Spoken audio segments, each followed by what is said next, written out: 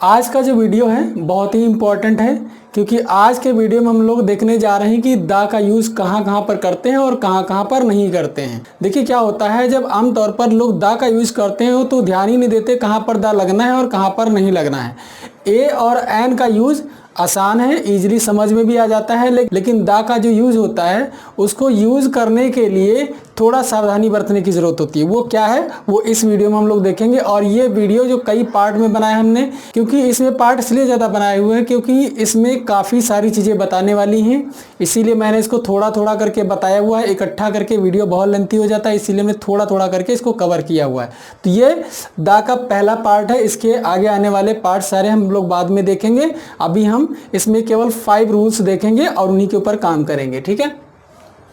देखिए यहाँ पर जो ये होता है हमारा डेफिनिट आर्टिकल होता है, ये तो हमने पिछले वीडियो में भी देखा था कैसा होता है, डेफिनिट आर्टिकल होता है। और वो जो हमारे ए और एन होते हैं वो क्या होता है, इनडेफिनिट आर्टिकल होते हैं। उनको क्या बोला था हमने, इनडेफिनिट आर्टिकल होते हैं। तो देखिए इसमें जो पहला रूल है, पहले रूल में बोलता क्या है, कहता है जब कहीं पर पहले से किसी वस्तु के बारे में बात की जाती है, यानी कोई ऐसी वस्तु है जिसके बारे में हम लोग पहले से बात कर चुके हैं, अगर उसी के बारे में कुछ और चीज़ बतानी है तो हम क्या करते हैं, वहाँ पर द लगा देते हैं। बहुत ही सिंपल है, देखिए कैसे। I found a coin, the coin was made of gold. ठीक है, सिंपल सी बात है। देखिए क्वाइन के बारे में पहले से बात हो रही है कि ये क्वाइन मिला हुआ है। अब देखिए यहाँ पर दा लगाया गया, यहाँ पर दा इसलिए लगा दिया गया क्योंकि इसके बारे में यहाँ पर पहले से ही बात हो चुकी है इस क्वाइन के बारे में। ठीक है, ये क्वाइन मिला है, ये किस चीज़ का बना हुआ है, गोल्ड का बना हुआ है। ठीक, इसीलिए यहाँ पर दा यानी डेफिनिट आर्टिकल का यूज़ किया गया है और उसके बाद में पूरा सेंटेंस बनाया गया। ठीक, तो इसलिए यहाँ पर दा लगेगा, पहला रूल। इसी का एक और एग्जाम्पल देखेंगे। He bought a shirt, the shirt was very costly, the shirt was very costly. अब देखिए यहाँ पर जो है ये शर्ट है, इस शर्ट की बात हम पहले से कर चुके हैं। ठीक है, उसने एक शर्ट खरीदा, उसने एक शर्ट खरीदा। अब देखिए शर्ट कैसा था, महंगा था। अब देखिए शर्ट के बारे में वापस से फिर से बात हो रही है, तो इसलिए यहाँ पर दा लगा दिया गया। ठीक है, तो ये हमारा पहला रूल है जहाँ पर दा का यूज हम इस तरीके से करेंगे। यानी अगर कोई पहले से किसी चीज़ के बारे में कोई बात हो रही है और उसके बारे में फिर से कुछ बोलना है तो वहाँ पर क्या यूज करेंगे, दा का यूज करेंगे। लेकिन ध्यान रहे ये दा हमारा, देखो यहाँ पर भी नाउन के पहले, यहाँ पर भी नाउन के पहले ही आया हुआ है। ठीक है, तो अब देखते हैं दूसरा रूल।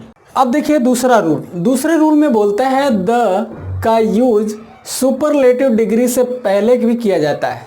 वो बोलता है कि सुपरलेटिव डिग्री जहाँ पर दिखे उससे पहले द का यूज जरूरी है। कैसे, she is the best student of our class. अब देखिए यहाँ पर बेस्ट क्या है, ये सुपरलेटिव डिग्री है। अब सुपरलेटिव डिग्री के पहले क्या लगाया गया, द लगाया गया। ठीक, जैसे इस एग्जाम्पल में देखेंगे तो यहाँ पर क्या लिखा हुआ है, she is the most beautiful girl in this school. अब देखिए यहाँ पर क्या है, अब मोस्ट, ये क्या है, सुपरलेटिव डिग्री है और इसके पहले क्या लगा दिया गया, दा लगा दिया गया। अभी डिग्री का पार्ट भी कंप्लीट करना है, वो भी करेंगे।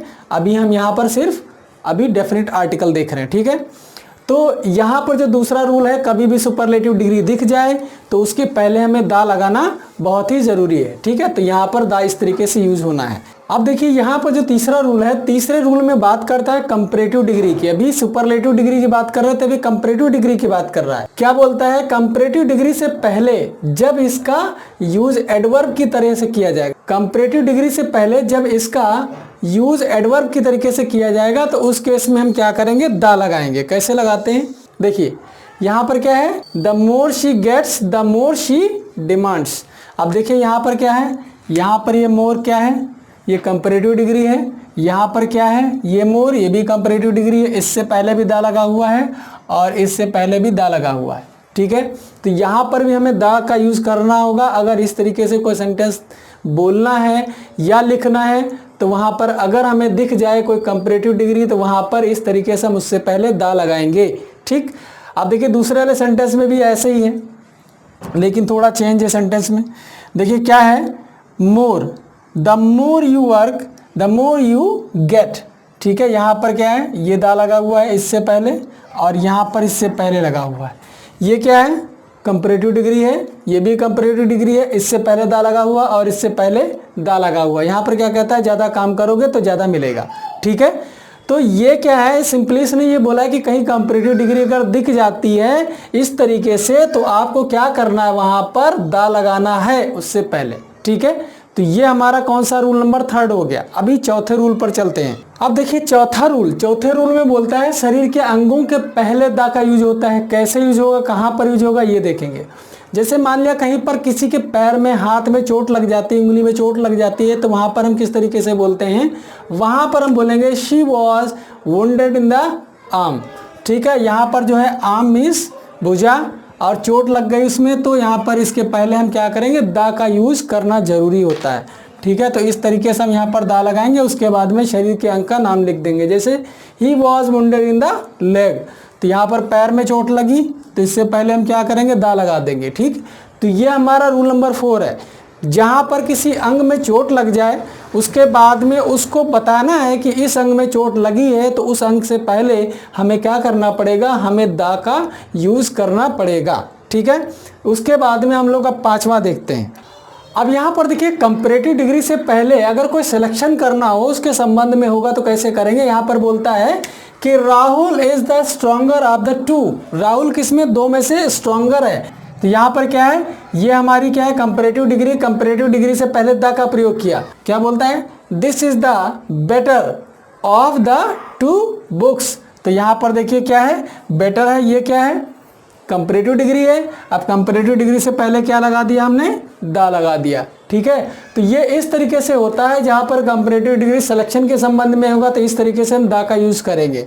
तो ये आज का हमारा दा का वीडियो यहीं पर हम खत्म करते हैं। मिलते हैं अगले वीडियो में नेक्स्ट पार्ट के साथ में। तब तक के लिए tata bye bye, take care.